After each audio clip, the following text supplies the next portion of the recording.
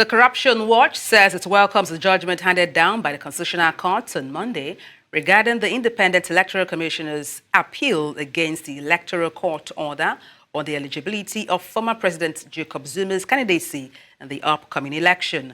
The organization says this represents a win for civil society and demonstrates the strength and independence of the South African judiciary, which is an important protector of the Constitution. The Court ruled that Zuma was not eligible or qualified to stand for election to the National Assembly. And for more on this, I'm joined by an attorney of Corruption Watch, Nkululeko Konko. Good afternoon from here. Glad to have you join me. Good afternoon. Thank you for Let me having kick us. off by asking you, how does Corruption Watch view the Constitutional Court's decision regarding the eligibility of Jacob Zuma to go to Parliament based on his criminal record? We're pleased with the Constitutional Court's ruling as it affirms the Constitutional Court's role in upholding the rule of law and the Constitution.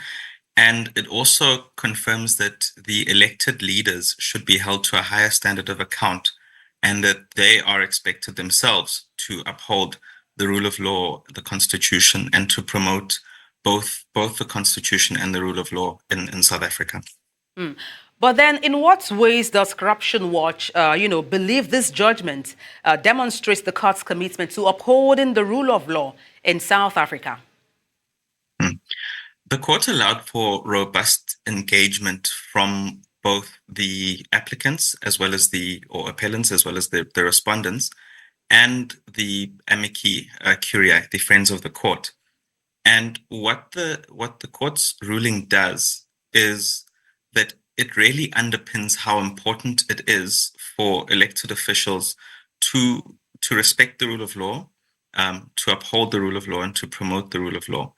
By saying that, it also requires that the lawmakers or politicians and members of the legislature should then be bound by the law and are also expected to respect the various institutions involved in its process, so respecting the judiciary and respecting the other arms of the state.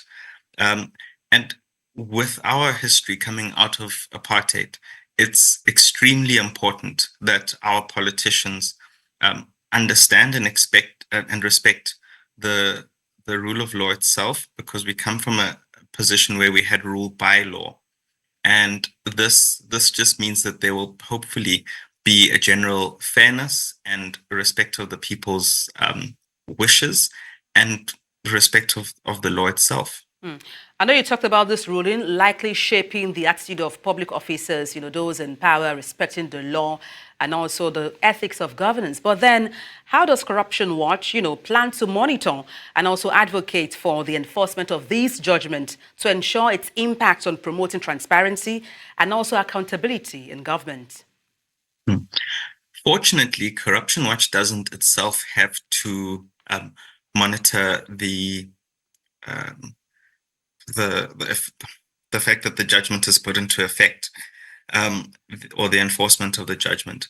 The constitutional institutions or constitutionally mandated institutions such as the National Assembly and the Electoral Commission, the Independent Electoral Commission, will do that. However, on an ongoing basis, Corruption Watch will keep being involved in trying to hold those in power to account, both elected officials as well as in the private sector. And we will keep raising the alarm where there are issues that we note where the elected officials are not abiding by their duties and where the elected officials seemingly are getting away with unlawful behavior, unlawful conduct, and are not doing what is expected. So both the holding to account as well as the consequence management are things that we are interested in and that we are actively working towards on an ongoing basis. But Nkululeko, looking ahead, what steps does Corruption Watch recommend for ensuring that similar cases of public officials with criminal records are addressed, as soon as possible in accordance with the rule of law for future purposes?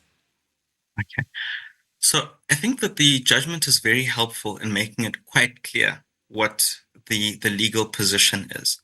And what that will help with is it will help the IEC itself being able to make the determination and hopefully not be second guessed once they've made the determination.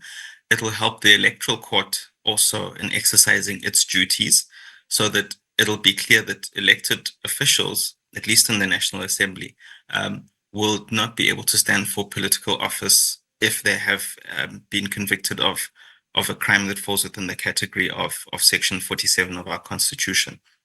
The other thing that it will help, we believe, is that it will send us a clear message in relation to accountability, in relation to the elected officials, that we will not, as a society, be tolerating people who have flagrantly disregarded the law being put in those positions.